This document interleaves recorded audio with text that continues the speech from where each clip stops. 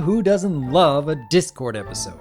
Every time he's on screen, there's sure to be an overwhelming amount of creativity, from the humor to the animation and the constant references. Seriously, these episodes almost require a second viewing just to pick up on them all. Honestly, I have yet to find a single Discord story where I wasn't enjoying so much of the humor and creativity. Although, beyond that, this just might be the most basic and predictable episode that Discord's ever been involved in. I want to emphasize that I had a lot of fun watching all the shenanigans, but some of the interactions and especially the moral feels like, in many ways, they're retreading old ground. Does that make it a bad or even just a mediocre episode? I don't think so, but that happens to be the key word here. Think. Let's start from the beginning. Twilight is spending an entire weekend sorting her 20,000 books just for fun? Yeah, you said it, Aloysius. Still, it's easy to see that this hobby keeps Twilight happy and even rejuvenates her. Makes sense seeing that Twilight has a somewhat introverted personality, but she soon learns that spending an entire weekend on her own has led to missing out on some crazy shenanigans between Discord and the rest of the main six. One by one, we see just how much friendlier Discord has become, and no one seems to distrust his intentions anymore. That is, except for Twilight.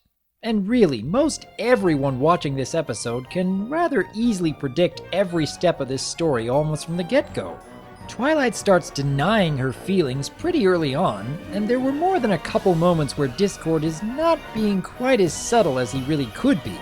To be honest, part of this feels like a rehash of Three's a Crowd. Discord taking advantage of a situation where he intends to be on the moral high ground at the end and feels superior to Twilight. I think the setup from Twilight's Kingdom was a far better way for Discord to take that stance than what we see here. But to be fair, I don't believe the message was really the priority for this episode. Rather an excuse to come up with more chaotic creativity. And like I said, I rather enjoy seeing Discord doing what he does best, and some of Twilight's reactions were fairly entertaining. Even more so with Spike bringing his usual bits of deadpan commentary, where he can play up his strengths in a supporting role.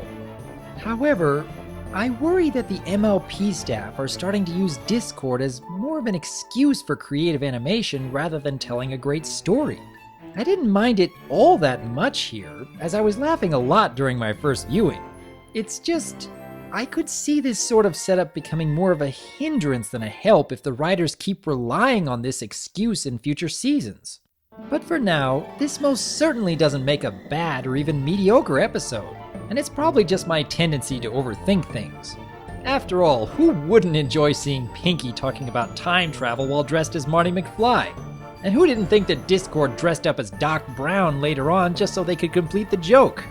Even the title, What About Discord, gets its own reference to What About Bob when Discord shows up near the end in the exact getup Bill Murray had. I went into this episode hoping we could see Twilight slowly going insane just like in the original film. And parts of it seemed like the writers were taking the story in that direction. But looking back, I'm glad we didn't get a complete return of Lesson Zero Twilight. While it might have been hilarious to see, it probably would have felt a little forced considering how Twilight has grown over these past seasons.